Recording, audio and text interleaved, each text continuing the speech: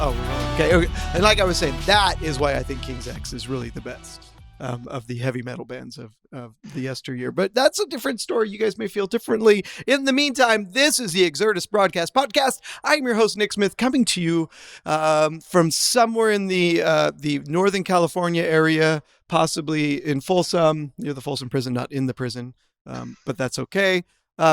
With me today, I got a really cool guest. I'm really excited for this one. So Jayme and I have known each other for a couple of years now. That's right. We always have fun when we're together. We always talk about the craziest things. We always see the coolest workflows. So I'm so excited to have him on the podcast. Everybody, warm welcome for Jayme from Mega Media. Thank you. Dude, thank you. Thanks for having me, Nick. This is awesome. I'm really excited to be a part of this. No, this is a lot of fun. So, okay, man, tell me, what do you guys do? I mean, help the audience so they know what you do, how you do it, and why you do it. So Mega Media Factory, we're a full service production, creative services, as well as AV integration reseller. And we use our experience both as the creative side and the resale and integration side to kind of help our clients really achieve some really creative and fun workflows.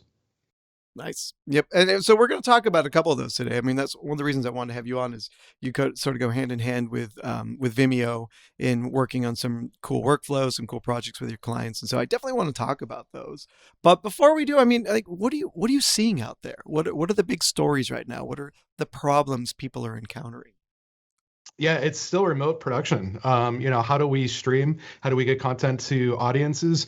Whether it's for a house of worship, whether it's for education, we're still in the midst of this pandemic, and shutdowns are still happening, quarantines are still happening. And how do we get content from one location to another? Whether that's for audience purposes or whether that's something like this, where here I'm in Erie, Pennsylvania, you're in California, and we're doing a podcast together, and that's cool. So we're really seeing a lot of that type of environment right now. Yeah, I'm producing this one illegally by not wearing my mask today, so I'm going to hear about it later, but life goes on. No, and that's interesting. So typically, what are these clients? Who are the ones that are coming to you saying, fix this for me? We have a lot of clients that are entertainment, whether that's on-site entertainment like an orchestra or an arts and entertainment type of environment. We have a lot of house of worship. They took a beating whenever shutdown happened and you couldn't come to church. So we have a lot of house of worship. At the same time, education, they're still dealing with streaming. How do we stream? How do we stream a baseball game, a football game, a swim meet, so grandma and grandpa can see it halfway around the world? And even corporate. One thing right now is we're used to having fun meetings prior to COVID. Now all of a sudden we're on Teams. We're doing these virtual town halls, these virtual meetings. And how do you engage your team? How do you engage an entire Fortune 500 company with a stream? And that's difficult. And that's what I think we're seeing right now is how do we kind of get this two-way conversation happening between the actual content creator and the audience. You hit a great point there, and we've actually had this discussion even on webinars. In the past year, you and I, it's everybody's as these workforces distribute or become more distributed, right? It doesn't mean the meetings suddenly need to end. It doesn't mean that the CEO doesn't need to talk to everybody all at once, right? And so we have to start looking at, okay, how do we do this? How do we? And I just did this with a religious broadcaster, a pretty big name. A pretty big conglomerate of radio stations who, they had 6 or 8 VPs spread all over the country between different offices. And, it's like flying them in for a meeting doesn't make sense. So how do we create a broadcast-like experience when they're all distributed like that, right? And so, I mean, thankfully, things like Teams, as you mentioned, I mean, these tools exist to make it work. NDI makes it work. So we love it on that side. So which brings me sort of to the Vimeo story. You've been working with Vimeo for a while. You've sold a couple, put them in with your clients, help them, sort of solve what are the pieces that sort of drew you to Vimeo as hey, I think my clients need this? Yeah, there's a lot, excuse me, there's a lot to Vimeo, and it's not just the streaming part of it. So yeah, that's a piece of the puzzle that we have to solve, but there's really an ecosystem here, and it's not just one part. So the one thing that I've always liked about Vimeo too is I always thought that it was a skew to the quality side of it, right? So it's not just getting video out there. It's a quality video experience, not only for us as a broadcaster, but for the end user as well. And, that's a piece of the puzzle. But also how do we engage and interact? How do we make it accessible?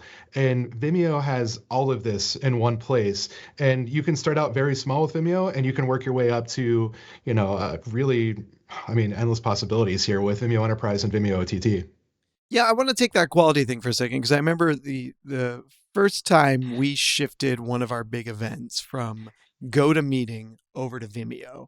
Yeah. My boss, who, he loves video, he loves technology, but he noticed the quality difference. He's like, that looked so much better Yeah. than GoToMeeting.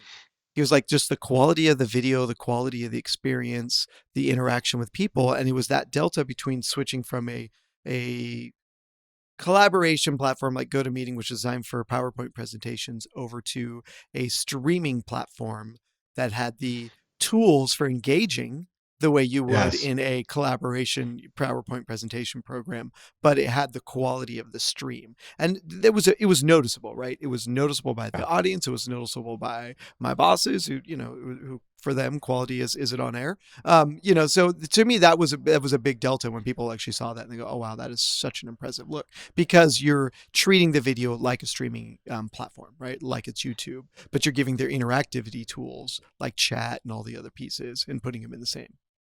Yeah, and I think streaming really is important to have the quality, because now if we're virtual and we're separated by half a world, I want to feel like I'm there in front of you, and the cameras are there. We have 4K cameras. We have high quality computers and audio. So why are we limiting ourselves with the stream quality? I feel like we need that quality to make this experience so much better. Yeah, and the beautiful thing is you are right here in front of me, Jamey. Look at you, right here Exactly. on the screen in You're front right of me. here This too. is good. Yeah, this is good. No, I mean that's and so, but it isn't a standalone application. That's one of the things that we're producing this within Teams, but it's going to go out over Vimeo, right? And so Exactly. it's like utilizing all the tool set to put together. One of the other pieces I talk with clients about this a lot, and you and I were buzzing on this earlier, was like the showcases and how people Yeah. can use the showcases within the platform. And I've got like Jordan, I don't know if you can pull my screen here, but we've got a couple of showcases that we've sort of built up for demo purposes for people when they say like, how do I use it? And so if I jump into one of the showcases here, it's just sort of a collection of the data. It's like, hey, this event that's happening, here's everything I need you to know about this event. Here's all the content that's associated with that event, and it can be live, right? And included with the on demand. And I think oftentimes we don't get to see both of those together. We typically see like, oh, here's our replay content over here, and here's our live meeting over here. This sort of brings it all into one space. Where we get to see it all in a single zone, right? It's like, okay, here's our next live event. Here's the past ones. And here's some on-demand content that is associated with that content, or that event, I should say. And I think it's really important to have it in one place. Yeah, agreed. Because it's easier for the audience to find, for those of you viewing at home. So this is the actual landing page that a customer or the viewers would be going to, where they get to see like, okay, here's all of our content. We can dive into individual videos. We can see, oh, there we go. Start watching. That's the button I was looking for. And you mentioned that quality thing. Like you don't get this quality from sort of Zoom and GoToMeeting, and that it just doesn't exist because they're having to compress everything so much for real time, communications, that they don't put the bandwidth on that part of it. Yeah, and the one thing I like about the showcases too is, everything's there. You don't have to have, a grandmother who just wants to see her, grandson's soccer game, right? It's all right there. They don't have to learn a new platform. It's all very intuitive and it's in one place, which I really think is that important. Yeah, agreed. So here's just for folks looking at a live event page right here, so we can see some on-demand content, and then we can see that there's an event that's going to be coming up very shortly. Oh, that's a couple days away. I wasn't prepared for this event, Jordan. It's good. And then so some of the tools that I kind of enjoy that are embedded in this experience are like the chat and the Q&A, and even the graphics capabilities, where we can sort of, and it's like if we're using a production switcher, we already get the graphic capabilities, but if we want to ask like a Q&A and then present that to the audience in real time, this has that, that ability. It's like immediately those graphics just pop up on air. So kind of talking about the tool sets that are in here, as we look at it, we can add additional external content. We can send this video out. add some graphics, add camera, so we can use local resources. I do like this. We can use so somebody who doesn't have a TriCaster at their hand can say, oh, okay, I've got local resources like a webcam that I can use. I can present my computer from here. So, and this is the one piece I like. You can be very simple and just use what you have available to you, or you can go upstream and have a TriCaster or, sort of the big toys to utilize it, instead. Well, and it also doesn't require a degree in production in order to achieve really stellar results. Yeah. You don't require a content creator who's an expert with 20 years experience to do this. This is something that almost anybody can do. Now, one thing I always struggle when we get into platforms, or like, especially the sort of like the GoToMeeting style platforms. If I want to play a video, I sort of got to roll my desktop and then hope the audio flows. With this one, we can import videos, we can pull videos in from the Vimeo platform that we've already got uploaded, and then just play those right off the platform into the stream, right? So it's just clean. That's the biggest struggle. I mean, so many people want to play a video that they have produced for their stream or for their meeting, and struggling with system audio, plugins or software or hardware to make that work seamlessly and make it look good. It's just difficult. And I see that as a big issue. It takes away from the experience, and to be able to just load a video and hit play. And that's it. Yeah. That's done. Yeah. And know that it's there. And especially if all that content's already up in the cloud, then you're also, you're not limited by some of the other problems. There, the ability to brand and add, graphics inside of here, I think are very powerful, because again, you don't necessarily have to be a graphics professional and have all those tools. But my favorite is the polling and the Q&A. And I'm going to kind of, I've got this up for the clients right now where we can send a message to the audience. It's like, enable the chat. Send a message out to the audience so I can communicate just to my speakers that are in there. Go that path, or create a poll. And I love the polling because not only can we create a bunch of, hey, everybody, did you enjoy the show? Yes or no? But then we can take the statistics that come from that and they automatically become a graphic so the audience can see it too, right? The audience get to experience that. So it's, it's a great platform from that perspective, because we get the tool set that you wouldn't always have in, say, GoToMeeting. Well, and I feel like it breaks that barrier, right? So there's this virtual barrier that you have between a stream and the audience. Well, if you can have them communicate back in an easy fashion with one click, that's interactive right in video. That's really powerful. Yeah. Well, I didn't hit the start event button. That's why the audience didn't get my message. Sorry, folks. I didn't hit the last button. So lots of great tool sets. This sort of gives people that ability to take, and again, we can feed content from a TriCaster into this. We can create an event and then stream this out. But it you don't have to have all the tools. If you don't have them, anybody could be producing an event and do it very, very easily. Yeah. What are, so you mentioned something in our, kind of early, and as we were, show noting early on, and it was a feature that was really important to you, and it was transcription. Why is that? Talk to me about that. So captions on a live stream or for video on demand content is really important, and that is really strictly because everyone watching our streams might not be able to hear. They might have hearing impairments, and having an actual closed caption during a stream is really important for ADA compliances. So that also keeps you out of trouble because we're seeing a lot more of that in the production world, especially for corporate clients of ours for our creative services. If we put a video out, we have to have it captioned. Otherwise, they might get a nasty gram from an attorney saying, hey, you're not putting out ADA compliant content, fix this. So doing that is not only good, it's good for us, it's good for the clients, it's good for the end users and the audience, but it really keeps us out of trouble and it keeps the people engaged. So you're really talking to everybody. Now, being able to take those caption files and doing something with it, downloading those, editing those captions, maybe something got misspelled, that just adds to the experience later on. So captions are really important. And with Vimeo, they're built in. You just hit go, and the captions are there. It captions for you. If I remember correctly, it has some tools that you can actually add some words in for something that's a little more complicated. But it's seamless. You don't have to go outside of the ecosystem. It's there. Yeah, no, it's interesting. We have a client that uses this in lecture capture for student teachers. And so Oh, the interesting. students are streaming their, sort of mock classroom, and then the teacher is able to download the transcripts and read the transcript to see kind of, what were they talking about? What was the without having to watch the video, the teacher is Yeah. already starting to interact with the student and, and give feedback based on just the written text alone.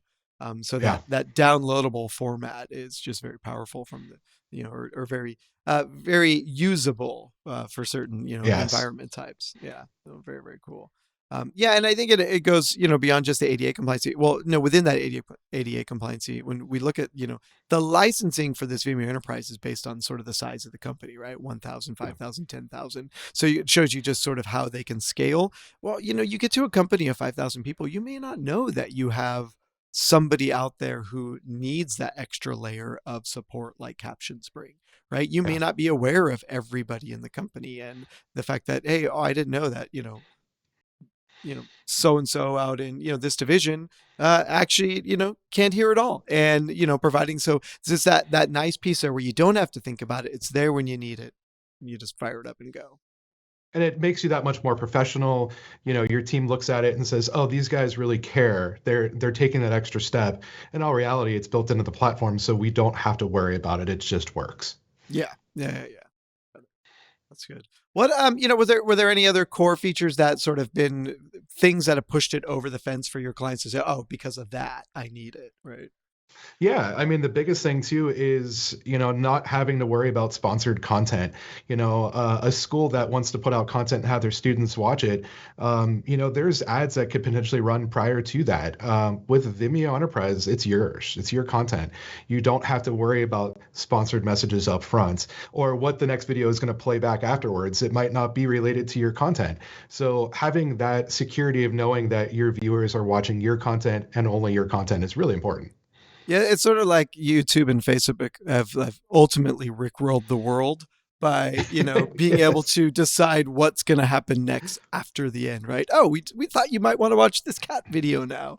We didn't know you didn't want that after the video. Yeah, it's yeah, too funny. Yeah, but you're right. It's that control of your content, and the Yeah. branding of the content too. I mean, Jordan's done a great job of branding these particular showcases here with the colors, the look, the feel. I think our Nye McLaughlin group here. Where's Nick, pointing something out to you about those look awfully familiar to other GUIs for other streaming platforms. Not just the other big names, but if I'm on Netflix, that looks very similar to a Netflix interface. So I don't have to relearn this. It looks really solid and clean and nice. Yeah, agreed. It's good stuff. So I mean, I think you brought up kind of roundtable through a bunch of different points, like the application side of being able to produce relevant content in the moment, having the captions, having a streaming platform and an on-demand platform, having it all rolled into one, and then for me, always the most important one is the SSO integration of, Yes. hey, if I've got a large corporation, we can use their existing Okta or whatever platform they're using and they're integrating with for login, so that I don't have to be doling out usernames Yeah. and passwords the way I was Yeah. this morning getting on this call. Yeah, good Or times. managing that's tough. With SSO, it just works. Again, it's a little integration up front, but now they can Yeah, use their single login to access content. right. So it's all good stuff. I love it. I'm so glad you guys have partnered with Vimeo and us, and I think your clients are getting a lot out of it, and so hopefully are you. Yeah, And absolutely. having that extra tool set. So, and I think part of that message is this is a very channel friendly product, right? In terms of our dealer channel being able to engage with this product and offer it to their clientele. It's very channel friendly. The team at Vimeo are very helpful pre-sales, during the sales, post-sales, post-supports. It is a cloud service, which is really cool because it doesn't limit us to who, what, or where. And it being cloud is really awesome also as a reseller standpoint because there is a nice recurring revenue stream year after year as these renew. But very, very channel friendly. Their channel team is amazing to work with. And it's not just my experience. My clients have also said the same thing. After sale, they've had a great experience with their support team. Well, that's a really interesting right there because when you sign on with most CDNs, it's like, congratulations, you're now a client. Here's your stream key, right? And Yeah. with Vimeo's enterprise platform, you actually get sort of some white glove treatment They Yes. assign some, some humans to help you onboard, to help you learn the platform, to get you in and get you engaged. So it's not like a good luck, have fun. We really appreciate your credit card. It's a very Yeah. different experience on the onboarding side of it. So I have to appreciate the way they do that. Yeah. Yeah, and the other thing you bring up too about CDNs is really, Vimeo doesn't just go to Vimeo. You can also use that to stream to other platforms. So it's kind of a Right. CDN restream built into one again. So it's still on platform, but it's really nice to have that white glove treatment where you have an account manager that you might have an end user who doesn't know a ton about Vimeo but knows they need to use it. The training involved, the questions down the line, 6 months in, hey, I have this weird situation. How do I fix this? What do I do? And a very simple email, they get back to you very quickly. I've seen great success with my clients achieving what they want to in their streaming environment because of Vimeo. Yeah. Nice. Nice. All right. I think we'll wrap that sort of story arc up there. This was a great conversation. I love that. I got to ask a couple other questions. I mean, okay, let's for the audience at home, if you're tuned out, I apologize. But Jayme, NAB 2021 happens or doesn't happen? NAB 2020, what, Or 2020, 2022, right? 22. 2022. Yes, 2022 Yes. happens. I really hope it happens because I miss seeing you. I really miss the Exertis Broadcast team. I miss seeing the people out there, the tech. I really hope, and put it this way, if it's happening, I will be there. I missed going, and it's not just NAB; it's the other ones too. I just miss hanging out with you, Nick. Yeah, no, it's fun to walk the show and see the products, right? I feel like there's been something lacking in my life for a good trade show. So it's yeah, no, it'd be nice. What kind of technologies are you looking towards right now? What's exciting to you when you look out in the world and you see new technology or old uses for new uses for old technology? I mean, what's exciting? Yeah, right now I'm really digging some of the new NDI stuff to be able to broadcast NDI from point to point over the World Wide Web, which is really cool. Yeah. Some of the other things I really been digging lately in a production world is, some of the nonlinear editing tools that we use, but also using some other software like CineX tools, right, to be able to add to our workflow. Some other cool things aren't just the new stuff, though. I really am digging how we can utilize existing proven technology with some of the new tools like cloud or using a cloud-based, NAS system, right? How does all of this now work with existing systems, with existing workflows? How do you tweak things just a little bit to get another, 20, 25% more value add from it? I'm sitting here in front of a new MacBook Pro M1 Max, and I love it. This thing's amazing. And I have no idea how this processor does what it can do in this little computer. But I'll tell you what, Nick, we're living in a really exciting time technology-wise, and I'm so happy to be a part of it. Well, it's interesting because you talk about like getting that extra 25% of usability out of a product. I can't help but wonder if things like NDI are extending the life of other tools, right? Of like a product that's saying, well, I'm not done with that camera. I can add NDI to it now, right? And extend the life of that Yeah. camera a little further, right? Or for slightly different uses. So and there's always that mesh between new technology and old technology. Do we Yeah. abandon the old stuff and totally embrace the new, or do we find that hybrid somewhere in the middle that, brings the best of both worlds together? Yeah, and I think we're in this hybrid world right now, not only virtually, in person and virtual for employees, staff teams, but we're in that hybrid technology now too. I'm using a camera that does not have NDI, but I can put a little box on the top of it, and now it's NDI, and I can send 4K NDI across my network.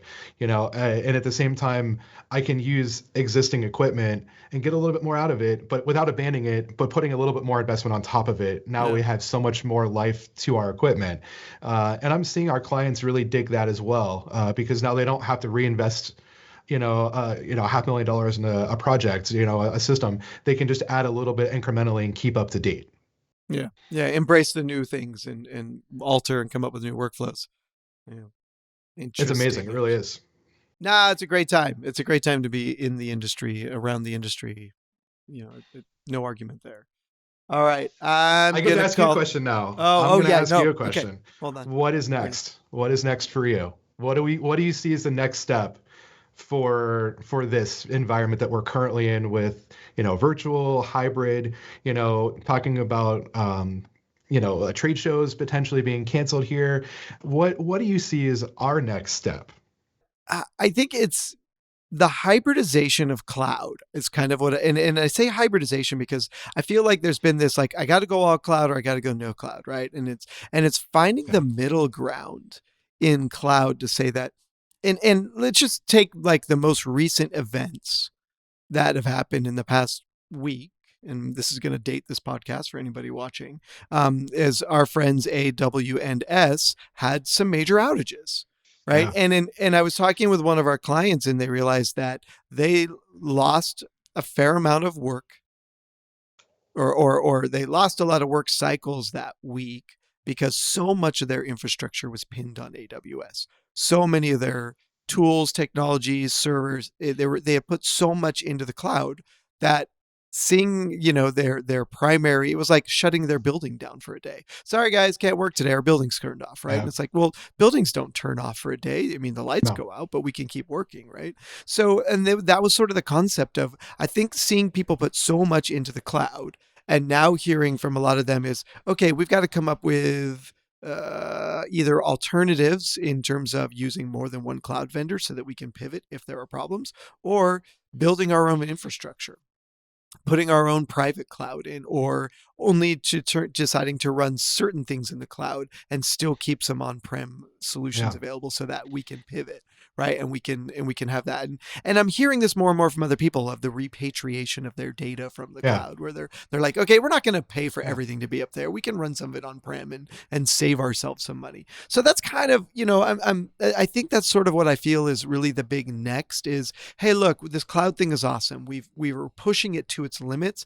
However, maybe we don't need to, and maybe we need to pull some stuff back on prem and find a middle ground where we have a little bit of both and we have that flexibility to pivot in the moment, right? Or when we don't get a choice to pivot and the cloud goes out, because I like to remind people, remember, a cloud is just somebody else's data center that you don't have to run.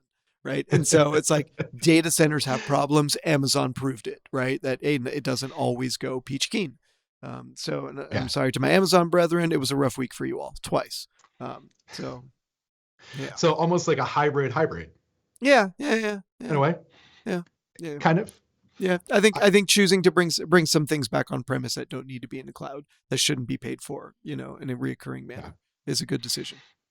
Yeah, and I think socially we're all getting to the point where we're going to be able to go back to work. A lot of bigger corporations are bringing their teams back, so it does make sense to have some operations, some storage, some data on site, on prem, to maintain that that semblance of security and continuation of business, so to say, without having to rely solely on the cloud, because now we don't need to.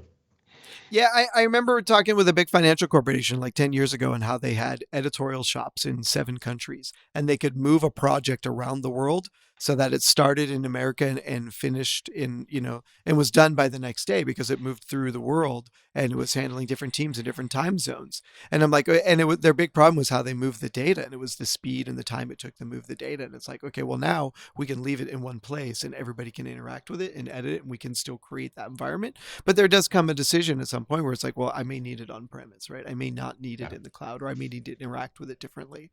And so it's about really rethinking those processes now, of not everything is cloud all the time. Yeah, and I enjoy the workflow challenge, right? So what does that workflow look like for us, for our clients? We take a step back for all of our projects and say, okay, what are you trying to achieve? How are you currently doing it? And how can we tweak that with just a little pivot on the workflow? So, this workflow challenge we're up against right now seems like it's just a little pivot. It's not an enormous shift. It's just a pivot to what we currently have. Yeah. And then by the time we all figure it out and get a good workflow, the new cloud will appear, and then we'll all have to figure it out again. And we're just like, well, what? Where'd that come from? What happened? Like we hit Web 3 and now it's Cloud 2. What's Cloud 2? I don't know. 5G maybe. It's like who knows? Who knows what's next? All right, man. Well, listen, this has been super fun. Thank you so much for joining us. I love it. We got to do this again. We will do this again. Yes, absolutely. We will. We'll find more cool things to talk about. Maybe we'll go to a show and then we'll talk about that, right? We should do it in person. That'd be even better. That's what I'm talking about. NAB 2022. Here I come. Hey, really cool stuff. If people want to chat with you and get to know you more, how do they get a hold of you? megamediafactory.com, or you can view us on LinkedIn. I have a pretty active LinkedIn profile at Mega Media Factory on LinkedIn, also Jamey Stewart on LinkedIn as well. Perfect. All right. Well, again, thank you. I'm looking forward to the next time we chat. More questions on Vimeo, reach out to the Exertis Broadcast sales team, reach out to Vimeo, and get to know us, and we'll help you get to know Vimeo. For more discussions, tune in on the next episode of the Exertis Broadcast Podcast. Until then, I'll see you on the next.